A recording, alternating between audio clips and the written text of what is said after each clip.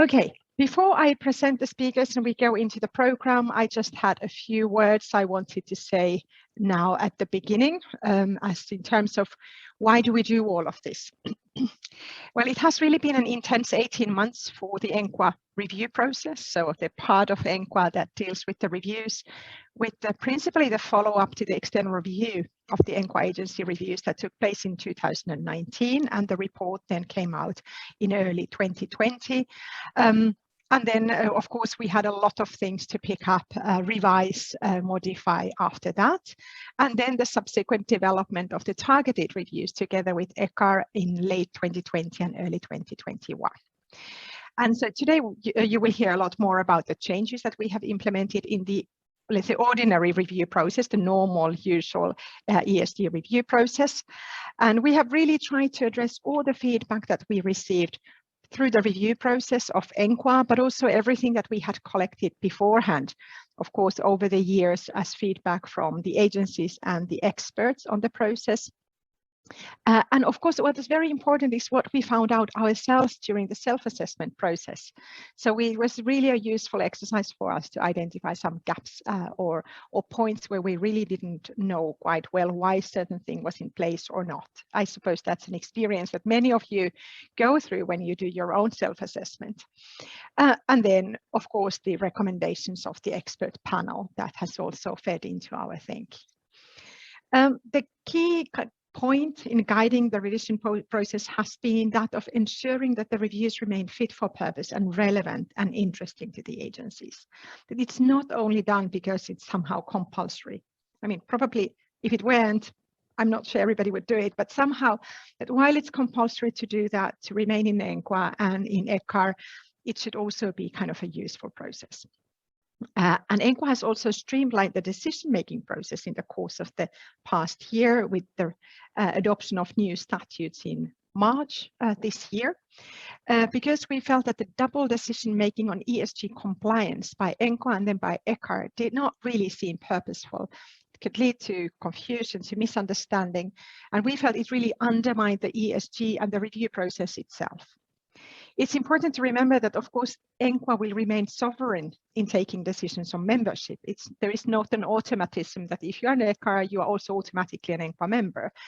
But the proof of ESG compliance, which in the past could only be provided in the form of an external review report, now a kind of EQAR registration letter is sufficient proof that the agency is ESG compliant. So we don't need to take two decisions on the compliance. In a moment, Goran will go more into details on the review process, also the targeted review, of which I still say a couple of words, and then Melinda at the end of the webinar on how the ENQA reviews can be used for registration in EQAR and if there have been any significant points or changes to make there. But about the targeted reviews, I wanted to say just a couple of more words. As you know, ENQA has coordinated reviews of QA agencies systematically for the past 10 years. We're celebrating that this year. And we have for long had at heart that the review should not only check for compliance, but always also address the enhancement element. And that is a tricky thing to do in an ordinary review. But we have implemented some small changes to the process to encourage or facilitate this, like we tell the panels to provide suggestions for further improvement that are not necessarily compliance related or could be given also to agencies who get full compliance in a standard. And then of course the progress visits, which are really pure enhancement support for the agencies. But we also felt that maybe we should go a step forward. As more and more agencies go through their third review, even fourth review, there was an increasing feeling that if we say that this is a truly trust-based system, we have to create something different for those agencies who have been through the same process several times already. And already 2 years ago, in one of our regular meetings with EQAR, the ENQA board proposed that we could work together on a more useful and fit-for-purpose approach for those agencies that have repeatedly demonstrated compliance with the ESG. And we were very, very happy perhaps a bit surprised, but surely very excited that EQAR colleagues welcome our proposal and agreed to work together on this. And then little by little, the new process, the targeted reviews, took shape. And a huge part of the thanks goes for that to EQAR, because it was really actually EQAR who put on paper the concrete proposal of the process. So it was really a collaboration, but with a significant thanks to EQAR for the concretization in a very fast timeline as well. The first targeted reviews have started. It will be a learning process. We will evaluate that once we've finished a few and see if we need to change something or explain things better to the experts or the agencies, etc. And the aim principally is not to have an easier review for the agencies, but really to have it focus on those elements that the agency may have struggled with, like the partial compliant standards, on any big changes like new procedures, and then perhaps most interestingly, really in this idea of the enhancement on some selected standards where the agency might be doing a really good job already, but where they want to take a step forward. So that we can help the agency reflect on areas that are important for them and for their sector in their own context. And then, of course, this happens when the targeted review happens, then 5 years later, there will be a full review again, just to look at, again, all the compliance elements across the whole spectrum, because many things do change in such a long time, and we need to have a good balance between this accountability and trust, if you like. So it will not be easier, especially for those who do it now, because it's a new experiment, but we hope it will be a little bit lighter in terms of time, number of experts, and length of reports, and imagine that agencies will be happy to make use of this new opportunity available for them for renewal of ENQA membership and registration in EQAR. So before I give the floor to Goran and Melinda, who perhaps go more into the practice of how we do this, I'd like to pass the microphone to Colin Tuke, the director of EQAR, for his, let's say, initial reflections on the topic. So Colin, please.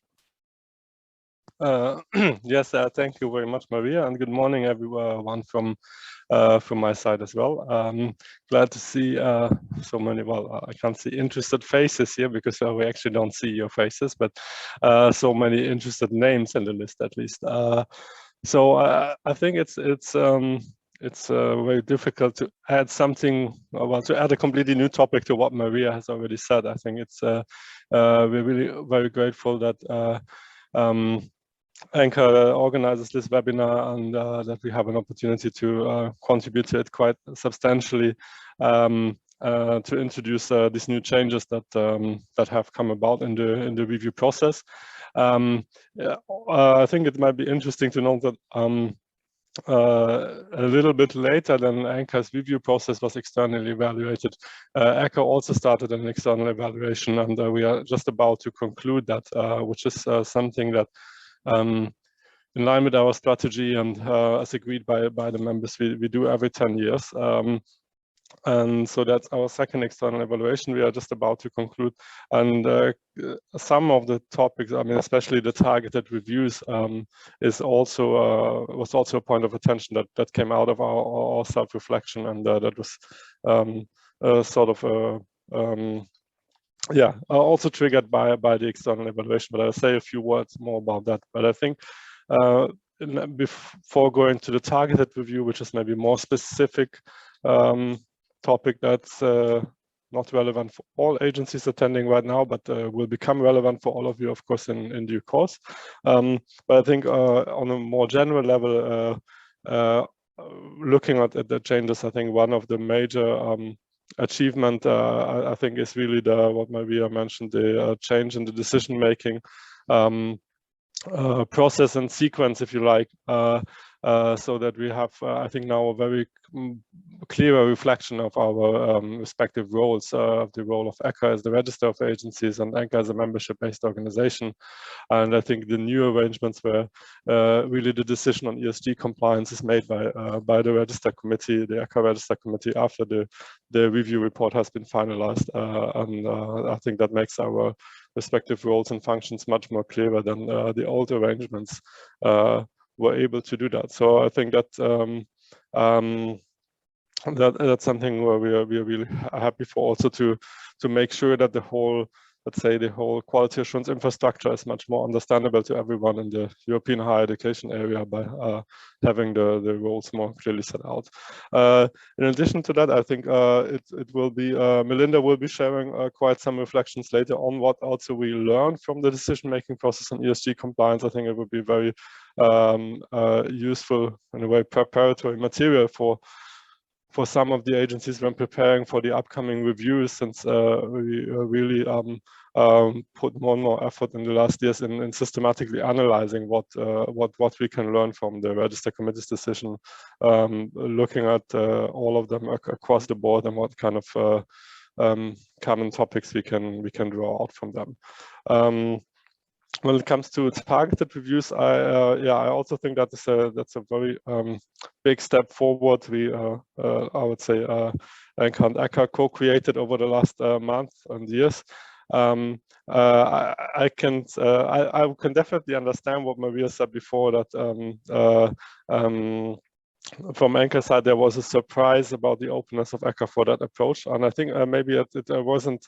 Maybe it shouldn't have been such a big surprise of the, let's say, that the persons, as in Melinda, our president, myself, were open for that idea, but maybe also that, of course, structurally, it's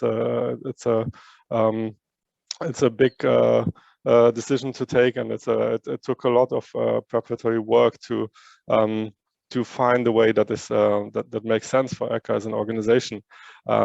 So I think the idea, I think it was maybe not such a big surprise that the idea was gladly taken up, but of course it was quite an intense process and quite an intense discussion within our register committee with the EQAR members, the governmental representatives, etc., to find a suitable way to do it and to find the right approach, what to target on, what to put in focus in order to make sure that also with a targeted review, the full level of trust and confidence in the registered agencies and their compliance with the ESG across the board can be maintained.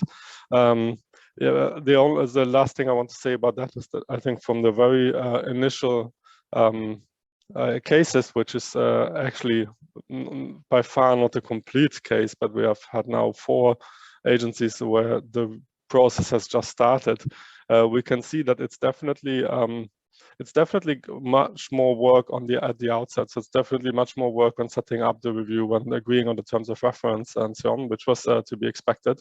But I think even, of course, we haven't read any final report by far, but I think from that we can already see that it's going to be a much more rewarding process, even if it's not going, we'll see how much lighter or easier or faster it will be. It's definitely, I think, going to be a much more rewarding process for all sides, because it will really be much more focused on what has been going on in the specific agency over the last 5 years, and it will be less of a one-size-fits-all repetitive exercise for the agency. So and of course also for us, for our register committee who will screen the case. Of course, for them it's also more rewarding to have a more targeted look at an agency than doing the one-size-fits-all thing every 5 years in the same way. With these reflections, I would like to finish also my introductory words, and I look forward to the presentations and also to your questions and comments from the participants throughout the webinar. Thank you. Thanks so much, Colin. Thanks indeed. And perfectly on time, we can start with the first, and yes, keep your questions coming. I don't know if Colin can stay for the whole duration, but surely if there are any questions, then after we will also send those to him. But for the moment, he's there, and I invite him also to answer any eventual questions in the chat, should there be some there. So please feel free. So Goran will now go into the key changes to the guidelines of the ENQA Agency Review. So that's the generic big chunk of our review process, the usual normal ESG compliance review where we look at every standard separately, whatever else has happened before. So this is typically, of course, the first review then also the second review, and then subsequently in between the targeted reviews, that will be the future. So Goran, please go ahead. Thank you very much, Maria. Good morning, everyone. For those of you who don't know me, I'm Goran Đaković, ENQA's Reviews Manager. I'm usually that starting contact that receives your request for reviews. I'm happy to meet you like this as well through this webinar. I see that we have quite a nice group of participants all the way from Iceland to Portugal and from Ireland to Hong Kong. So good afternoon to those who are in different time zones. I will share my slides to support my presentation on the changes that happened to our reviews process. I hope you can see them. Yeah, looks good to me, Goran. Great. And let's dig in. As Maria already explained, there has been quite some work done in the last 2 years to understand what are the existing challenges to our review methodology, what are the possible changes that we can make to make the review process even more meaningful for you, the agencies, when undergoing such a review against the ESG. Maria already mentioned that in 2019 we have undergone an external review against the ESG. So Enquire basically took its own medicine, if you wish. You can consult this report that came out of the external review on our website, together with the self-assessment report that we prepared, but also with other related activities that we had when conducting such an external review process. I'm mentioning it here because this is really the basis of our or the starting point for the revision of the review methodology. It was quite an extensive consultative process following the external review as well. We have held several online consultations with members and affiliates to see what we can do based on the findings of such external review. We have received obviously several recommendations from the review panel, but then also through the consultations with members and affiliates. If you recall, and those of you who attended these consultations in May and in June 2020, you recall that we have received several then additional suggestions, but also reflections that helped us further build this revision process. And then I need to mention one working group that obviously picked up all of this and presented it in a nice manner to the board on what could be and what should be revised in our review methodology following the external review. Now, the working group was established to further discuss the outcomes, like I said, and then consider possible solutions to the identified challenges. I was part of this working group as well. Maria was there as well, a couple of board members and agency representatives, and we worked from March 2020 to March this year to prepare a proposal that was then approved by the board this April and then adopted at the General Assembly later in that month as well. So the revised methodology is now in place and running. And before I go into the changes on what exactly is new in our guidelines for ENQA agency reviews, I decided to put this very simple slide to remind you all, or us all, that everything that will be explained today is already available on our website and in a very nice manner presented and elaborated on in a booklet, in a PDF manner that is accessible, like I said, on our website. So do feel free to consult that document first if you see that there's something that you missed in this presentation, or that you simply wished to read a bit more about it, because in 20 minutes today I cannot go into every single detail, but this is the booklet that you should consult in case you have any more questions. But like Maria already explained, there will be time for questions and answers as well. So we can address some of these today already as well.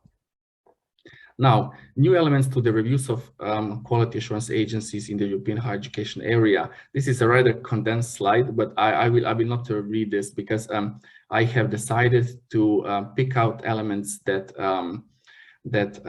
are really a novelty such in the review process, and I will elaborate on that in a bit. Nevertheless, because we will share these slides, you have all of these changes in one place as well if you want to consult this later on as well. Now, one thing that I need to emphasize from the very beginning is that if you read the aims and objectives of ENQA Agency Reviews, you will see that the purpose and scope of our reviews have been better defined.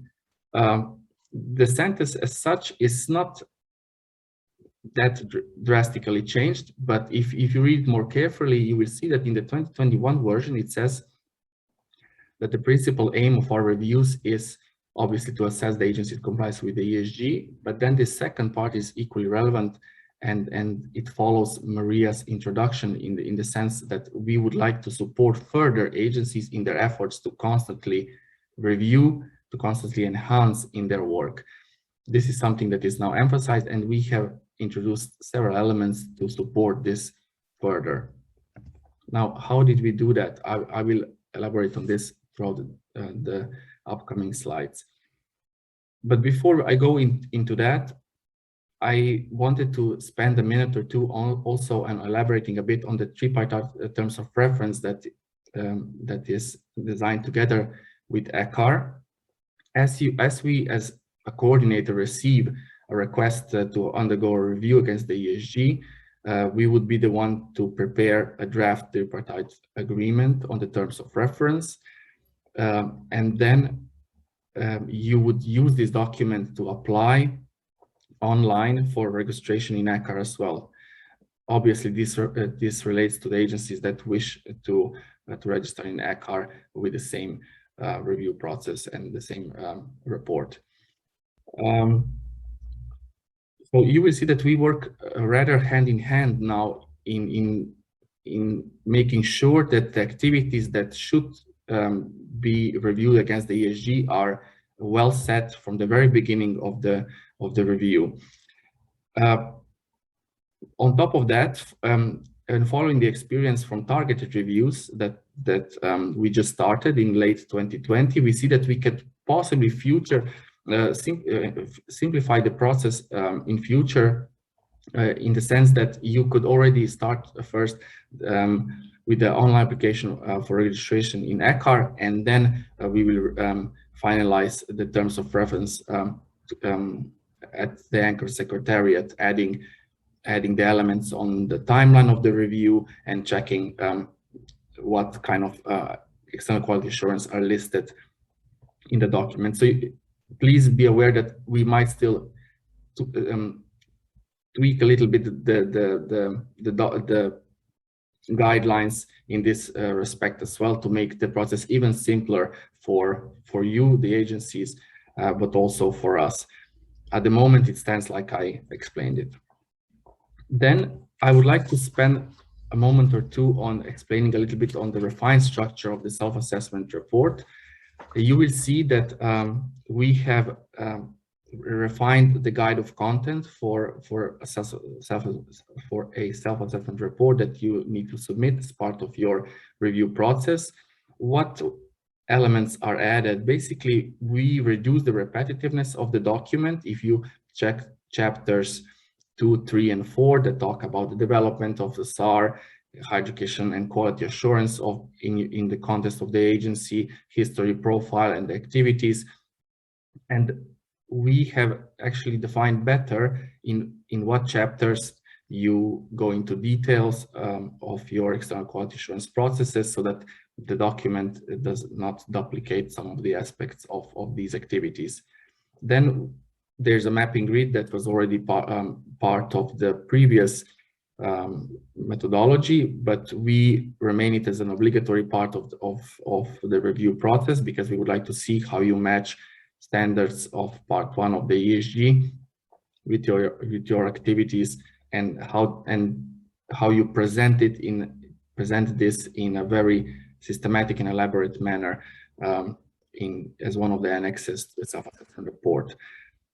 There is also a better emphasis on the self-reflectiveness. We really emphasize from the beginning of the review process that you should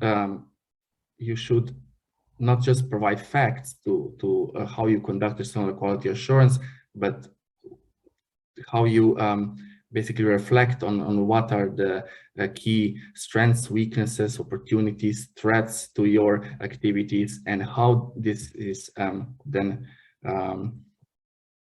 summarized in the self-assessment report. We, in our scrutiny process, we do make sure that this part is now better reflected and better pointed out throughout the document. There's also no more limit to the number of annexes. There's another way of how this should be done. We have seen that many agencies have then just started adding more and more links to the footnotes. So we now say that you should enclose the most crucial documentation within reason that you consider that it supports the panel's understanding of the agency's activities. Now, another element that is rather important is how we deal with comments on factual error, and how we manage to understand how the panel conducted the review process, and if there were any hiccups when it comes to the implementation of the review. So there are two aspects that I would like to raise here.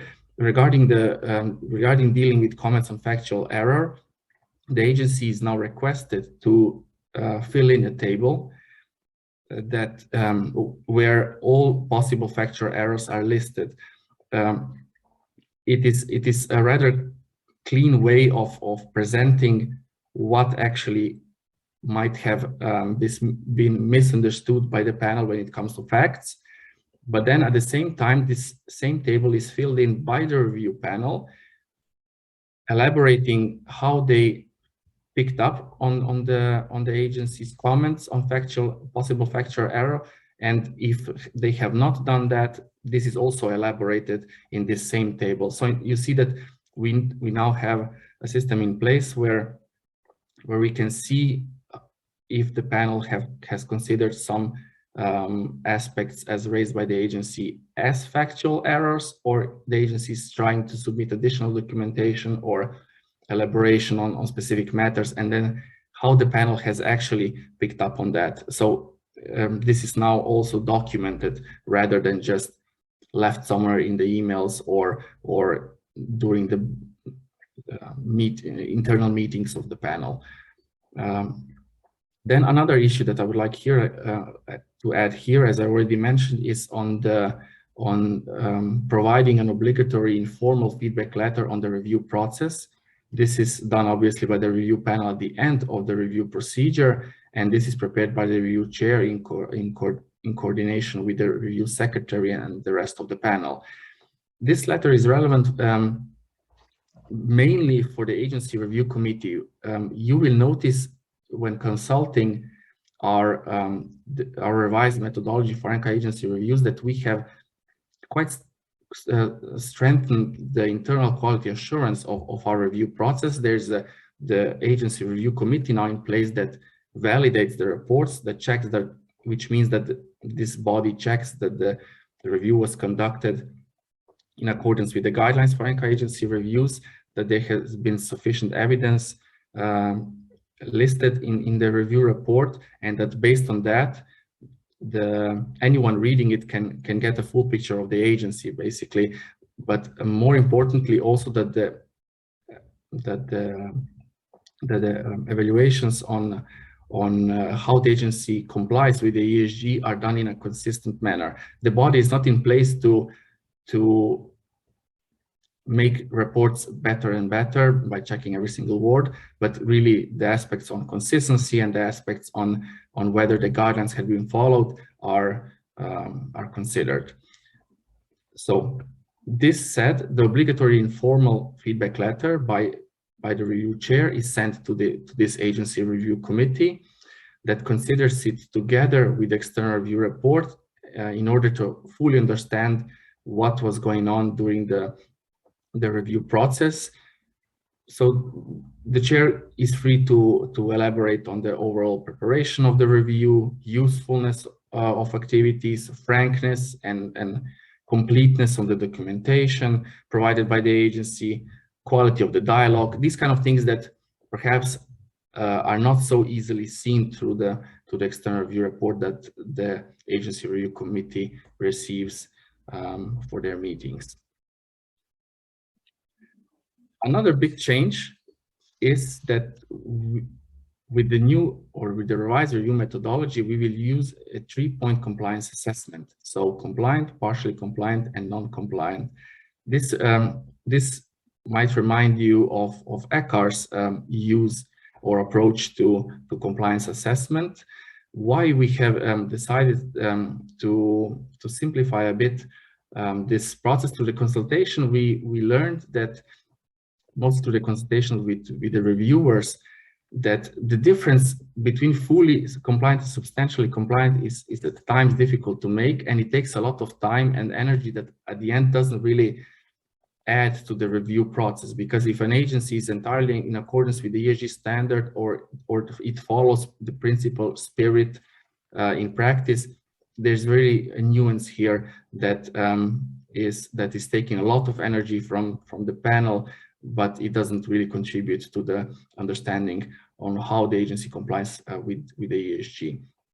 This said, it does not mean that we are having now one positive compliance point and then two negative ones, if you wish, but rather, as you see, the fully and substantially compliant ones are merging. That's why I also marked this on the slide with the cycle. Maria already explained a little bit on changes in the application procedure. Goran, sorry, you have 5 minutes about, okay? Yeah, thank you. Indeed, Maria already explained that we have changes in the application procedure for ENQA membership, where you see on the slide that there are now 3 tracks on how you can become a member of ENQA. I will not go into details here, but you see that if you already have a member, the confirmation on EQAR listing explaining that you are ESG compliant, this is also a proof that you are ESG compliant, obviously, and you can use this proof to apply for ENQA membership together with the application letter. It does not mean that ENQA is letting go of our own decision making on who is member or who not. It's just there's a little bit of simplification in showcasing that you are ESG compliant through EQAR listing. So this middle path on your slide.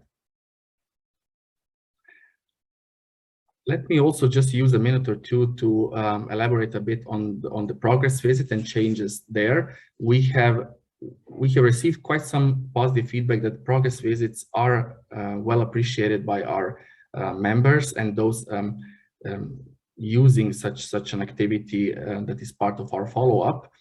At the same time, it was implemented in a bit vague manner, in the sense that we were not very consistent in what should be implemented as part of this progress visit. So what we have done now is that we have really written down how the progress visit should be done.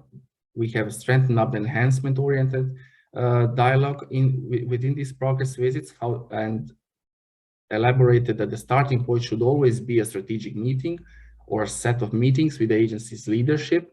And we have even defined questions, set of predefined questions that should be addressed as part of these starting sessions. And then the agency still offered a possibility to to select topics that derive from the ESG, but obviously that are of the interest to the agency in discussing during the progress visit. The final session is then experts identifying strengths, challenges, and possible directions for future development of the agency. So you see that there is a bit more structure to how we implement progress visits in this revised methodology. I have to say that it will happen that now the progress visit will be rather 2 to 3 years after the verification of the external review report rather than 2, and always after the submission of the follow-up report, as the panel is, as the 2 experts that are attending this progress visit are using such a follow-up report to better understand what the agency has done following the received recommendations. But this does not mean that the progress visit by any means checks the agency's ESG compliance at that point.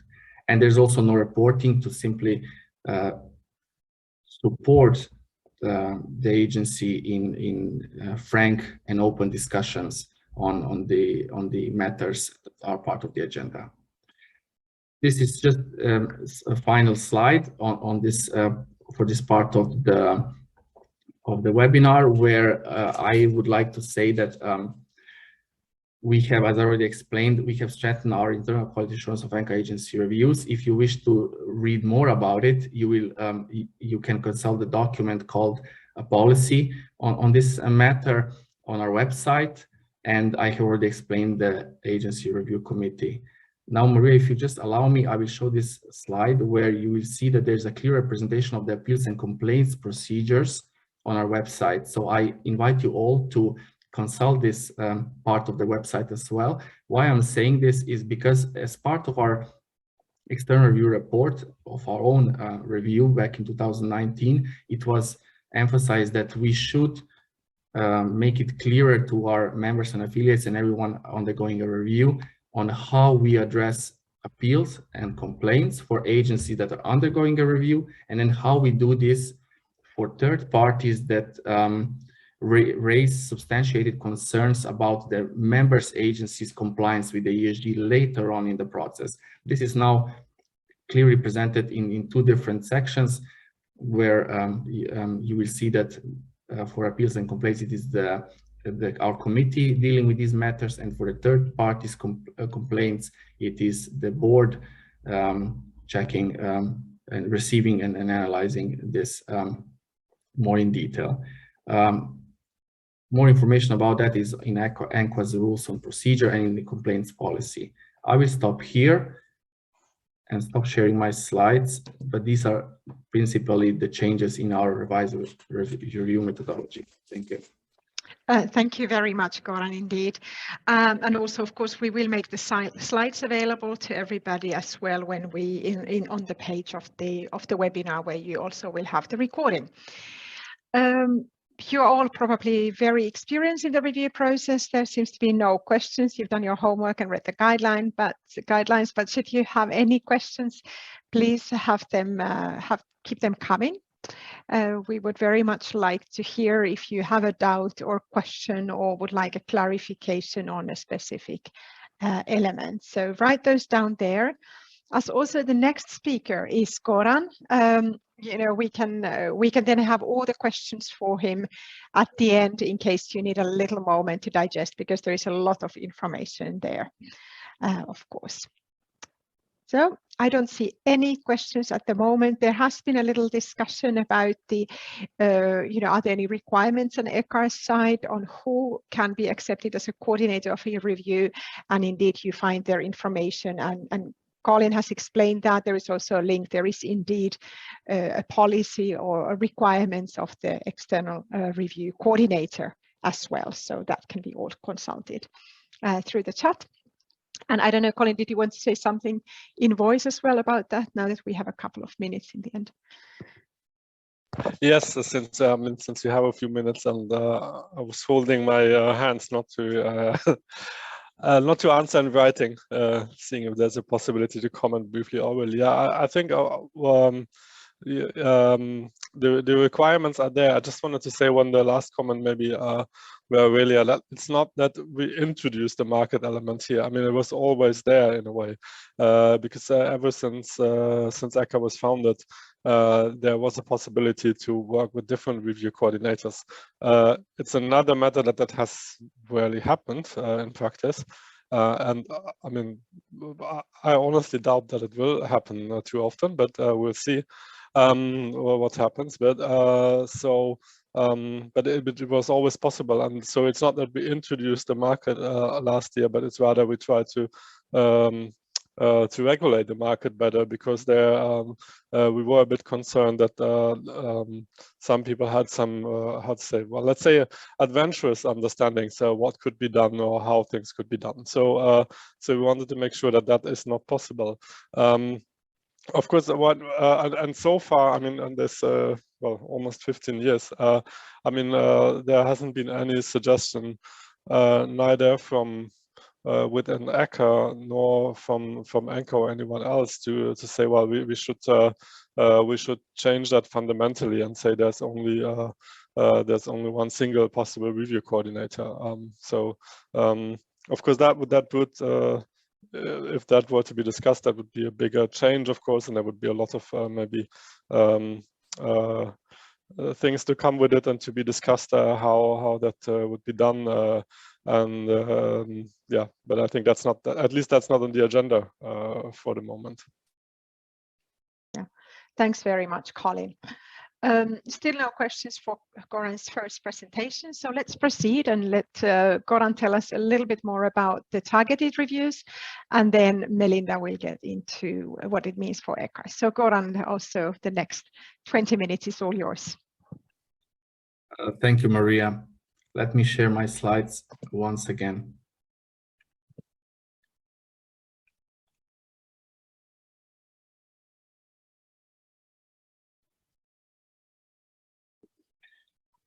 Indeed, let's talk a little bit about targeted reviews. Maria and Colin already introduced the background story to it. I have to say I'm really happy that we are in a process of offering something new to the agencies and something that will hopefully address the evaluation fatigue. And this is indeed something that was one of the drivers in the need to introduce targeted reviews.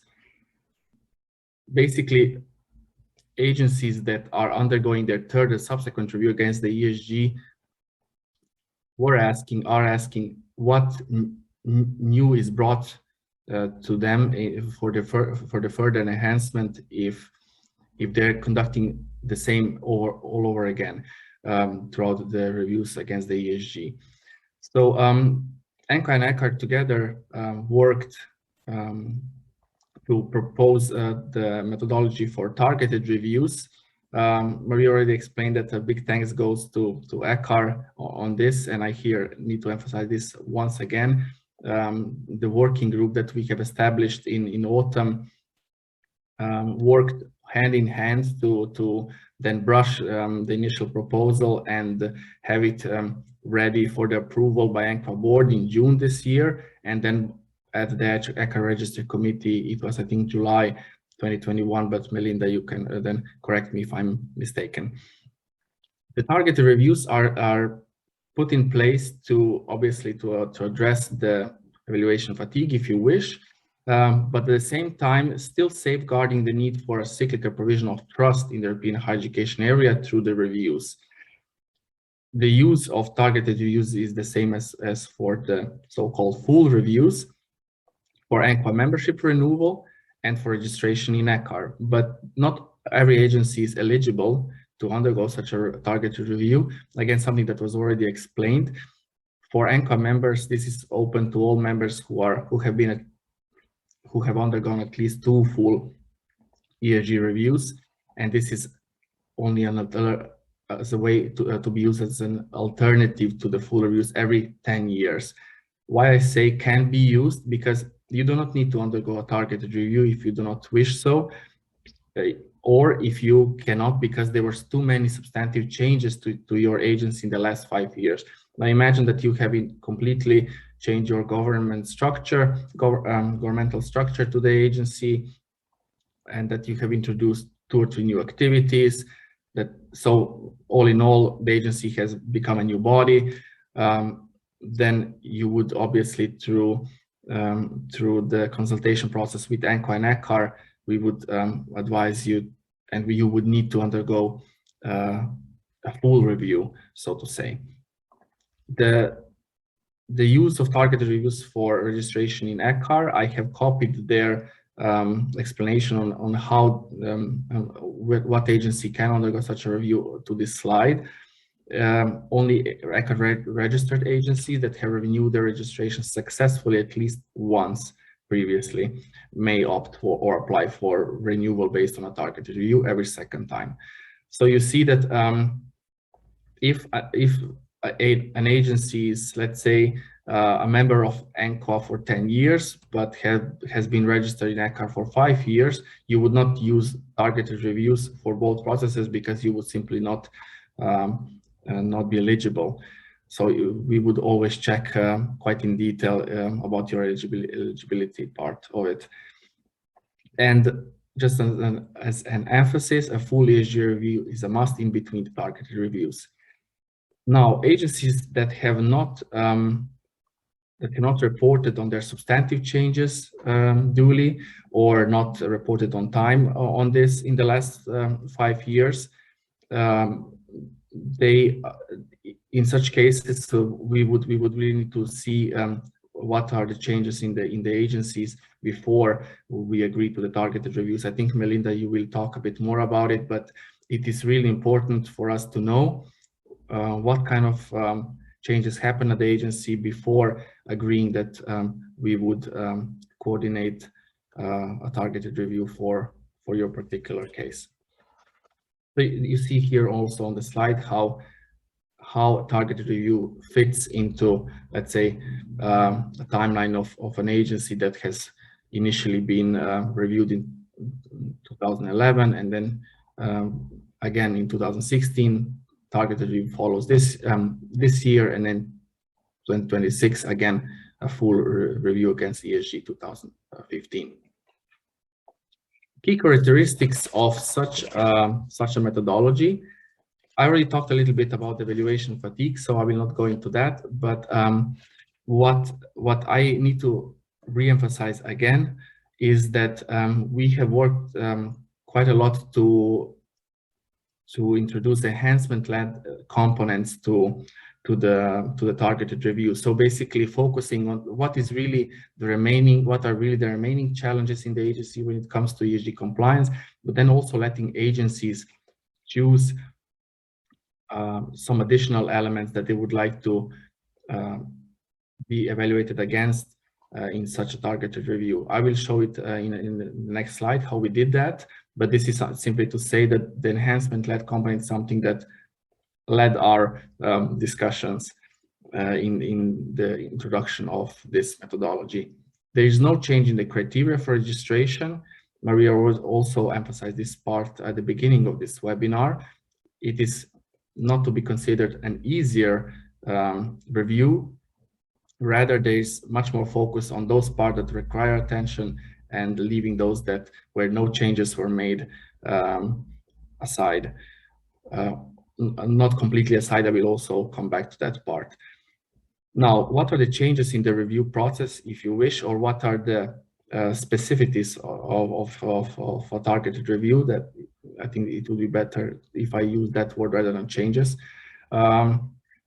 There's a closer attention to the terms of reference. Colin already said that it takes quite some time to prepare such a document. So I would here like to thank you all agencies that are currently undergoing such a targeted review and seeing how much time it takes. Indeed, it is a much more one agency only approach in identifying what should be in such a review and what additionally the agency wishes to address as part of their enhancement activities. Then, as part of this process, EQAR and ENQA would check on your reporting on substantive changes. We would consider if there are any third-party complaints, and there will be dialogue with the agency on the selected enhancement standards. So you see, all in all, a very, very detailed process in making sure that that we elaborate in the terms of reference what actually should be addressed in this review. There is a smaller panel of 3 experts, 1 academic, 1 student, and 1 quality assurance experts working on such a targeted review. So you see there's a change here as well in comparison to the so-called full reviews against the ESG. I would like to spend a minute or two on elaborating also on the purpose of the site visit, because you might ask, but how does the panel then know or verify that nothing else changed in the agency? Here the requirement is that the panel will meet all of the stakeholders, and by doing so, the panel will be asked to identify if there are any other aspects that might challenge the agency's compliance with the ESG and were not addressed through the terms of reference. So in this sense, you see that the coverage of the targeted review is still rather wide. We are not letting the panel just simply to check standard or 2 and talk to 1 or 2 stakeholders, and that's it. By far, this is not the case. Then I would like to emphasize that the reports will be more focused. We still don't have experience whether they will be shorter or not, but they should be more focused and follow the terms of reference and the aims of such an activity. And there will be a different approach to follow up. Because in a way, the agency and the review panel is already checking on their existing gaps and that require more attention when it comes to ESG. Then for the follow-up, we will rather prepare an online seminar once every 2 years, gather all agencies that have undergone a targeted review and have an open, frank discussion on the remaining challenges and enable or provide an opportunity for these agencies to further share their experience and learn from each other. This is an idea then in the next 2 years on how we should approach the follow-up. The time frame for such activity is shorter, 9 to 11 months, even though that we see that with these first 6 target reviews that we are doing in 2022, it will still take some time. But then as we smoothen our procedures, we hope to reach this set timeline of 9 to 11 months. And the cost is lower, obviously, because the activities and people are involved, there are less of them. And you can consult then this part as well on our website, but it is approximately 60–70% of the full review cost. The result of such an activity is the same type of decision on agencies' renewal of membership in ENQA and registration in EQAR, like I already said. Now, about the focus areas and how we actually managed to emphasize elements for enhancement of the agency while still conducting a review on the existing gaps in compliance with the ESG. There are altogether 6 different elements that are taken into account when defining focus areas. So all the standards with a partial compliant conclusion is the registered committees. Last renewal are taken into account, those standards. Then standards 2.1 to 2.7, so part 2 of the ESG. In case you have new activities, new external quality assurance activities at your agency, and then any other standards that are affected by substantive changes. Let's say you change your structure or organizational identity, these kind of things. Those standards should be addressed by the review panel as well. Applicable to all agencies undergoing a targeted review is standard 2.1, because it addresses the agency's cooperation and work on part one of the ESG. That's why it is still there as a focus area of a targeted review.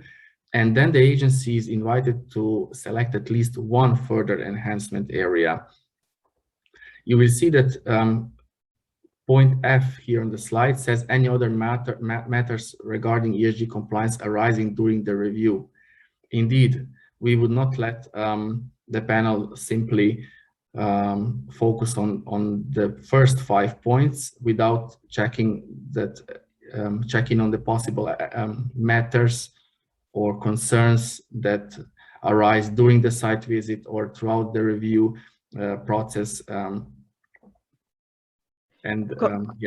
indeed. Goran, 3-4 minutes. Huh? Okay. Thank you. Indeed, I have just one slide where I actually want to invite you to read the guidelines for ENQA targeted reviews, where all these aspects are explained rather in detail. The document is approximately 40-50 pages.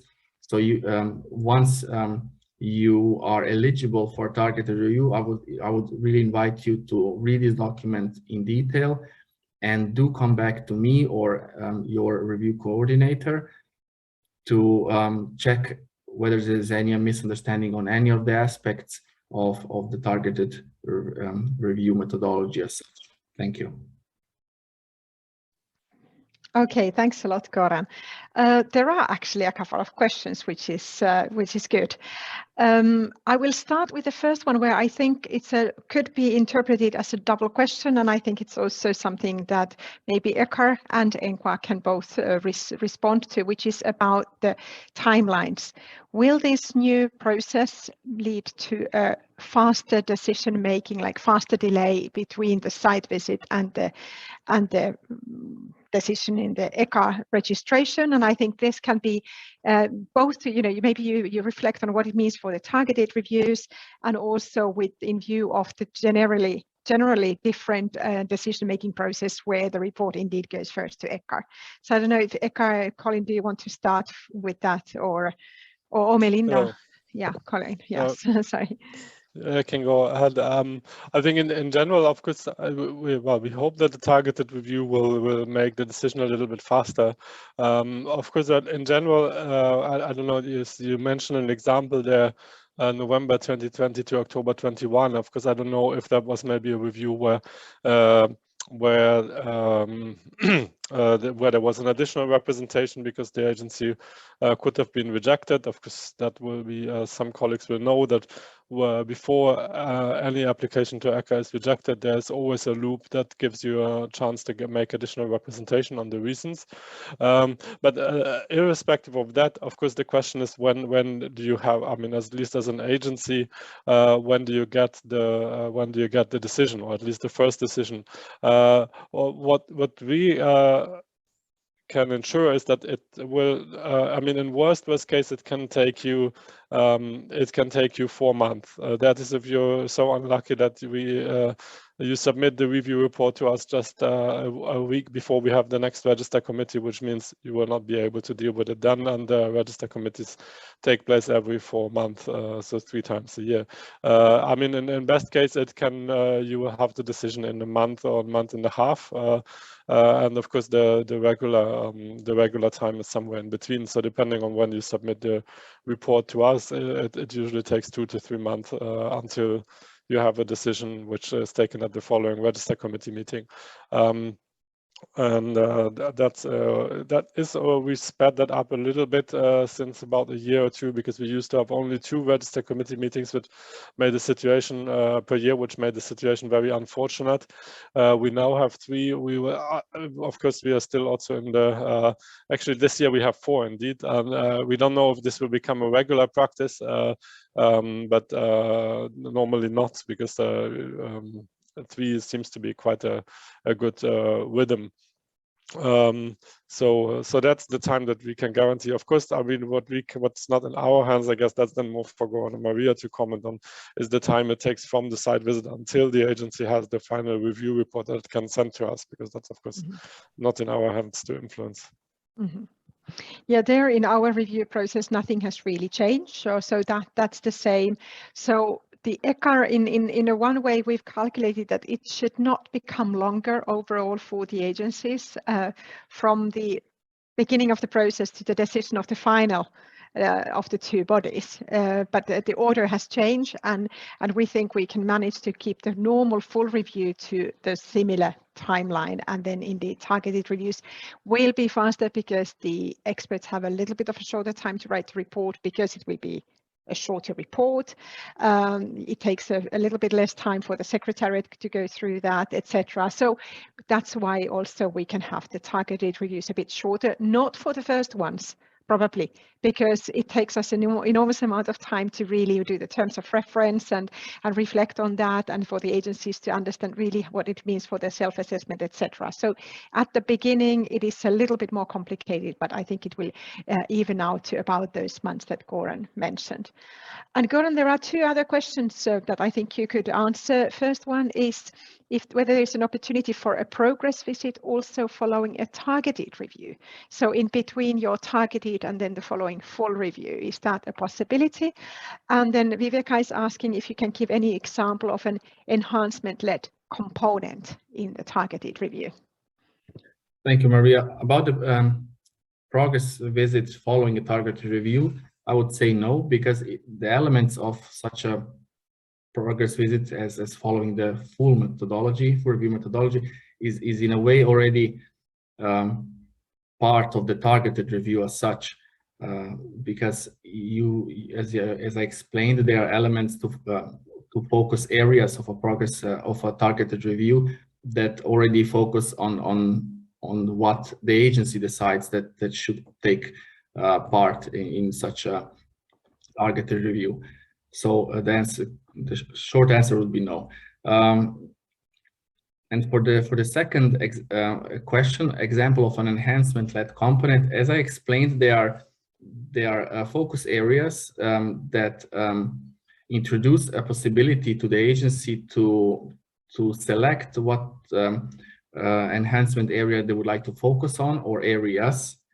I know that we have also agencies in this first cycle that have decided for, I think, 2 different ESG standards.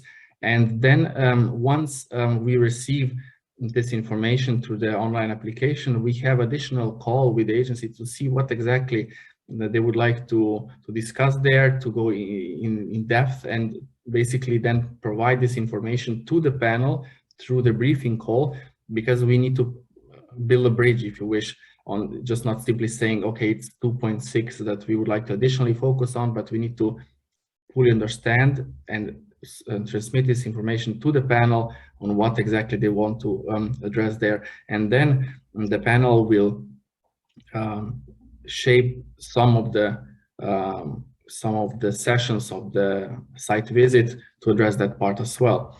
So you see that this is then also the second part of an enhancement-led component, that the parts of the site visit might tackle specifically those issues that were addressed as focus areas of selection of by the agency. And then I would also perhaps mention here the different approach to follow-up. So it's not simply asking for a report and putting it in a drawer, but rather inviting agencies to reflect, to jointly see and share different their experience, something like what our Finnish colleagues are doing as part of their follow-up, or in Sweden it's also done like that. These are a couple of examples. And I would just like to add, there are some standards that cannot be opted for this enhancement element. I think the easiest and most logical example is perhaps 3.2, official status of the agency. I think that would be a very, very lazy choice, because it's very difficult to see how that could be really addressed in a kind of enhancement-led conversation. So there are a couple that cannot be. And the second condition is that if a standard is included already in the required standard, because the agency had a partial compliance in the previous full review, say that you got in 3.4 thematic analysis, you had a partial compliance, that is included in the targeted review necessarily, and then you cannot pick that same standard as your enhancement standard. So that's the kind of the logic. Otherwise, it really is quite free, but has to be we try to push the agencies, all of you, to really make use of the opportunity that you select a standard or standards that actually, where you actually want to make progress, where there's a good reason to make progress. Maybe it is related to your national context, maybe a peer review expert, questions are raised all the time by the community in your country, in the sector, and you really want to address that specifically, even if you got full compliance, but because you want to really work on that. So that's the point. Select something that where you can actually add value. Otherwise, it doesn't make so much sense. And Anina is asking whether the follow-up after a targeted review will consist only in attending the follow-up seminar without a follow-up report. And that, yeah, Goran. The reporting part will be done through the agency's preparations for a specific session of the follow-up seminar. So we will, this is the idea, basically we will ask agencies to, while grouping them in different challenges, to prepare a presentation or any other way of explaining what exactly are the existing challenges, and then through that they will report on how they have addressed these existing challenges. So it's kind of a peer learning follow-up seminar. So again, in this spirit of, enhancement and supporting each other in the process of enhancement. Okay, good. Thanks very much for your questions. Thanks, Goran, for your 2 presentations. And now we are ready to move on to Melinda's presentation, and we hear a little bit more about what all of this means in terms of EQAR and your application to EQAR. So Melinda, please go ahead. If you want to share something, I suppose you should be able to. Yeah. Yes. Is it visible? Okay, good. It is visible around your picture. Yes. Okay, yeah. Let me just position myself also to not block the slides. So it's a challenge with this new tool. Well, thank you very much for this invitation and for giving us the opportunity to get into the main issues on the registration on EQAR. I will not insist on aspects that have already been said. I would also go very generically to some points that you can all read on the website, and actually focus on aspects that my intuition says you're more interested in. So, don't know, I have to operate this on a different screen, just a second. All right. Okay, it's working. It looks a lot of fun, though. It looks really cool. It is fun. It's just that I have to operate it from a different screen, so it's a some admin.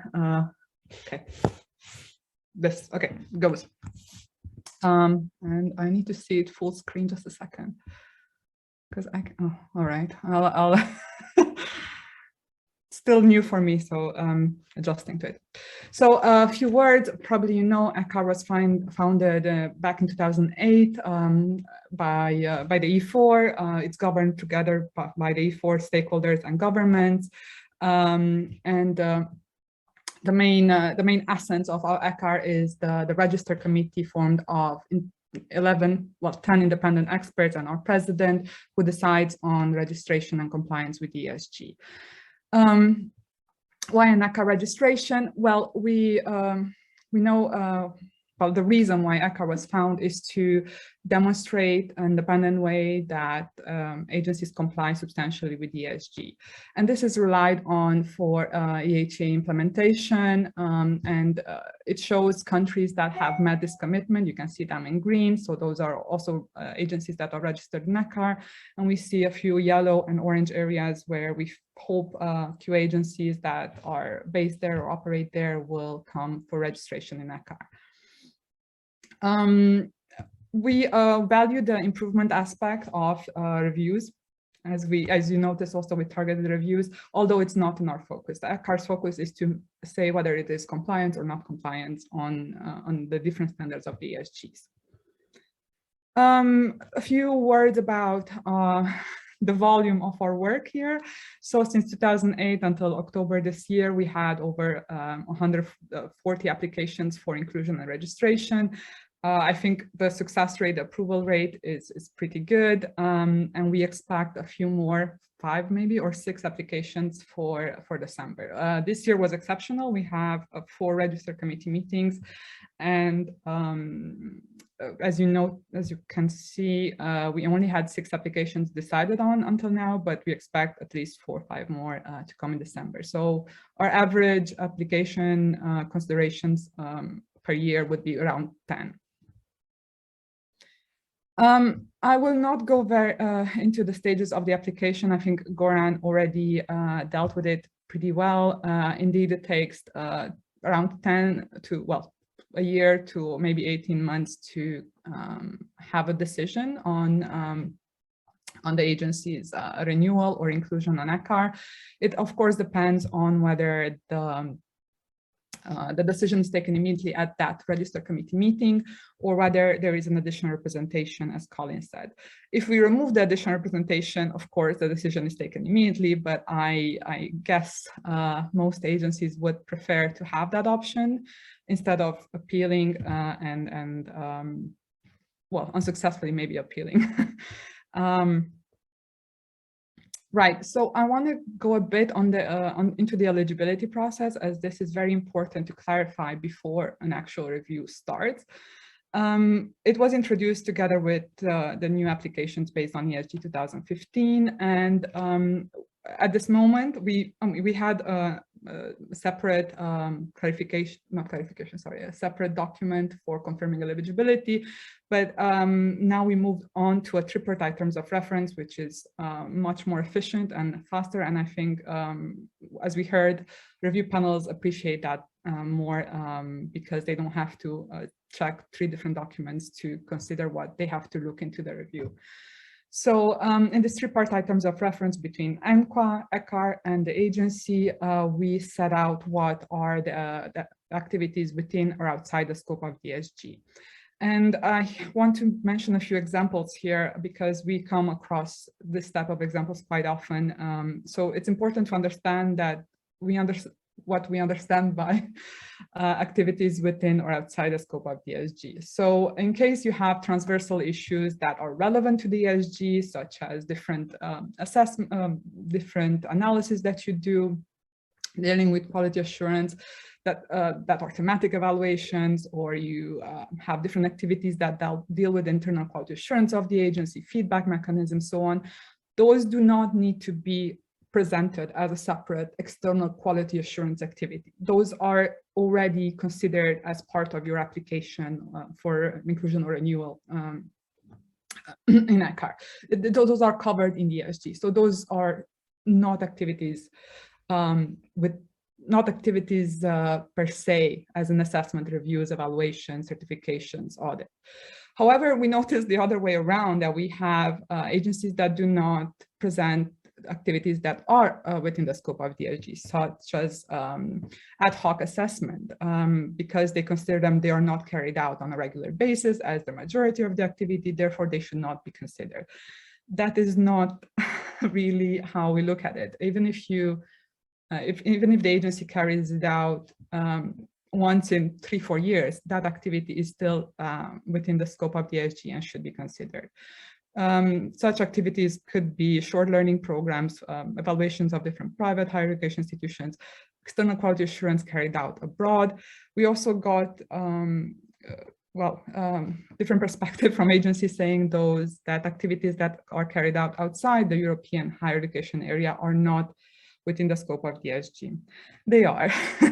Let me just get very quickly and explain how we look at it. So activities within the scope of the ESG, you can find them in orange and yellow if you want there. Those are pretty clear, those are within the scope of the ESG. So if the subject is teaching and learning in higher education, if the subject of the external quality assurance activity is teaching and learning, it is an activity within the scope of the ESG, in particular if it addresses a higher education institution, department of a higher education institution, a program, or different forms of higher education. That's understood higher education. We cannot really go in between here. If the activity, however, does not concern a higher education institution in the traditional term, here we have a bit of a gray area, and we had discussions, and in the past we had actually agencies where such an activity is found within the scope and such an activity is outside the scope. We do follow, or if the explanation provided by the agency makes sense, we can follow their explanation, their choice of not including that activity within the scope of the ESG. However, in that case, it's very, very important that this is clarified and it's separated from the regular external quality assurance activities within the scope of the ESG. So it's not acceptable to classify the activity outside the scope and then to present it as a review as something that carries the ESG label and the EQAR label consequently. And these gray areas you can find in thematic tailor-made reviews, where you don't necessarily have predefined processes, or reviews carried out in someone else's name. All this is also covered under ESG 3.1. So in our eligibility check, we normally ask the panel to consider how the separation and presentation of the activity is made. Yeah, I'm not going to go into the documentation. You can find everything on our website. Moving on to the process, to the external QA. So you have the whole review, you come back for EQA registration, and then for each standard, you have a decision on compliance. We heard now from Goran that the difference between full and substantial compliance will be removed now. So as you can see, we didn't update the graphic yet, but I think you can understand it. So the register committee, based on those compliances for each standard, it will take an overall judgment of substantially or not substantially compliant. Normally, where the agency manages to comply, if you do comply with all standards, of course, the judgment is compliance. If you have 1 or 2 or even 3, generally you get substantial compliance. If you get 4, well, that's a discussion. And of course, more than 4 partial compliances, you will not be, you might have to come back with additional presentation. The main issues where we noticed agencies struggle to comply with are with ESG 2.7, ESG 2.6, 3.4, 3.1. As you can see from the orange column on your left. We also noticed that those are also generally the issues where the register committee might differ in its view with the review panel. These differences in view are for different reasons. I'm not going to go very much into it, maybe just giving you a few examples on ESG 2.7. So appeals processes and complaints are very important for EQAR, and if those are not clearly defined or are just ad hoc, this is not sufficient to ensure compliance. Again, time is a bit limited here, so I'm going to go very shortly through this and go directly to a few more issues. So clarification requests are asked in case the register committee finds that there is not enough evidence or there's some unclarities, and most of the standards that are addressed are those with partial compliance. And generally, after the clarification request, the register committee tends to follow the review panel in 2/3 of cases. So I want to talk a bit about targeted reviews, but before targeted reviews, very, very important, reporting substantive changes. So we had 5 or 6 applications now for a targeted review, out of which all of them submitted substantive changes before that, or we had to actually pause the application until a change report is submitted. We still see a problem in agencies submitting substantive changes, and this is one reason why your application might be delayed.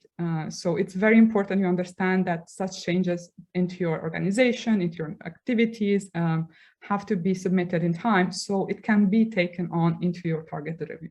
This has to be done independent of the targeted review as well. And we have now clarified when these substantive changes have to be reported. We noticed that over 60%, well, almost 60% of agencies submitted the change report after 6 months that the change took effect. So we do see a big problem here, and I want to really insist to make sure such changes are reported in time. I know, Maria, I'm very limited in time. Do I have a few more minutes to just go through the last slide? Okay. 1.5 to yes, Thank two, you. because there are not so many questions coming. So yes, please go ahead, but try to do it in 2 max. I'm also talking as fast as I can. So on the targeted reviews, Grant went through the main areas of focus. Maybe here's something to mention is that the holistic judgment of the register committee is the same. I mean, it doesn't change. It will take into account, the difference is that it will take into account only those standards that were commented on, and the other standards that were not commented on or part of the review are in fact considered as are kept as it was before, unless obviously evidence comes and shows to the contrary that those standards are not met. So the renewal decision will basically look like this. It will have it will consider standards that are substantially or not substantial compliant, well, partial compliant. Sorry, you have to start from down. So ESG 2.1, previous standards, substantive change standards, and other rising issues. So on this, you can have partial or compliant. If you have partial on many issues here, your decision might not be one of renewal. It might be one of deferral. So the consequences of decision on a targeted review is the same as in a normal review. Although we do hope that the decision is a positive one, and we expect agencies that come for renewal to show that they keep complying with ESG and not the other way around. From what we saw from the applications that we considered so far, is that renewal applications are 98% or something like that, coming back with a positive decision. So this was also something that encouraged us to go for a targeted review. I'm done napping now. Okay. I'm happy to take your comments and questions, and insist on maybe stuff that I have not gone too much into depth.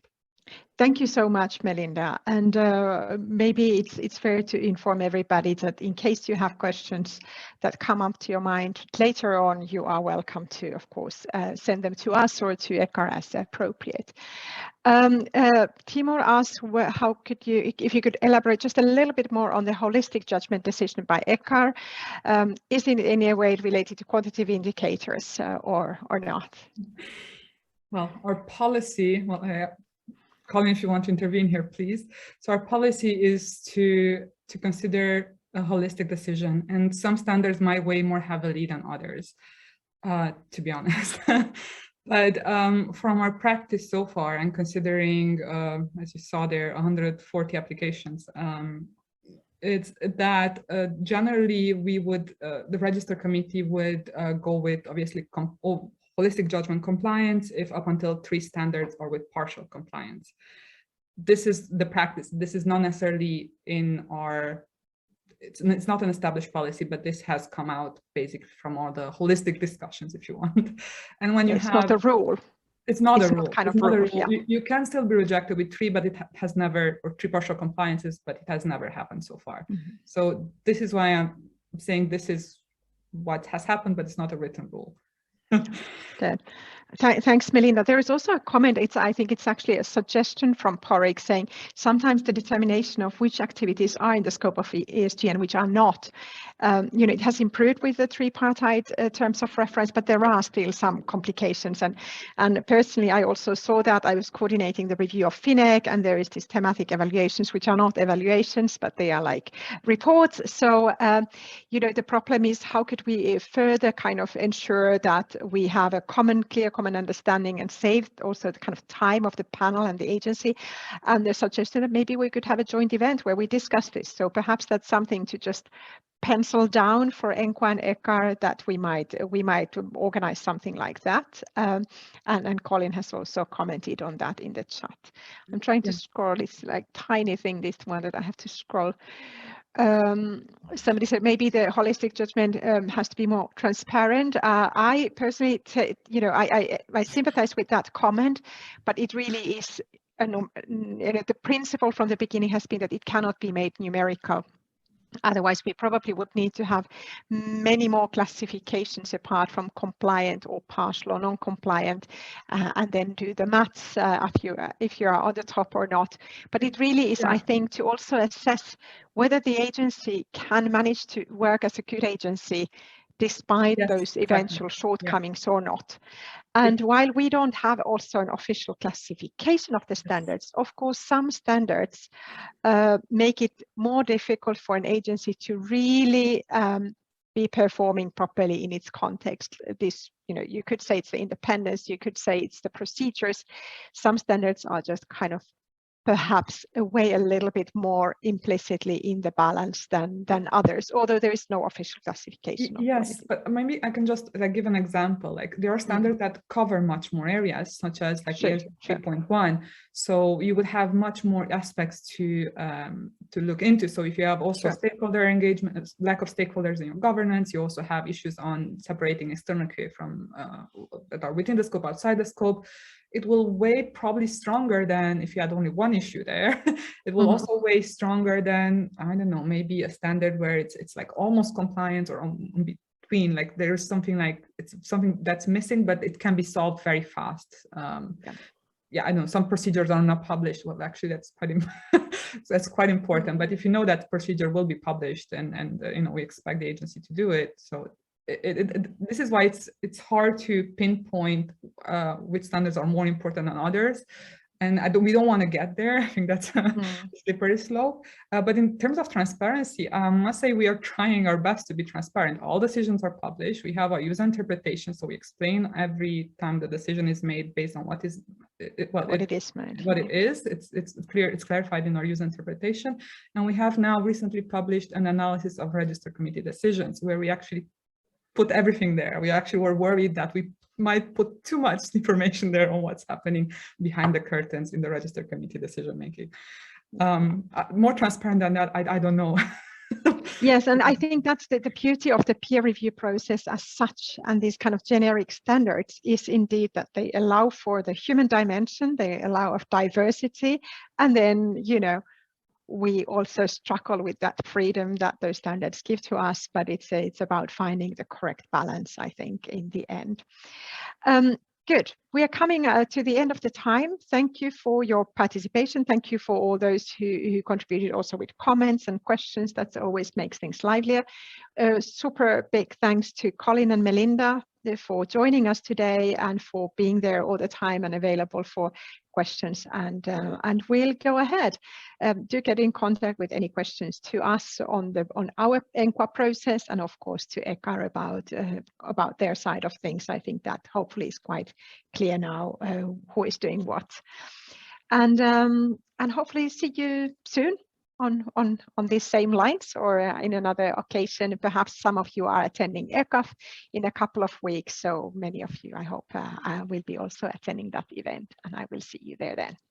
Have a very nice afternoon, and thank you very much, and bye-bye.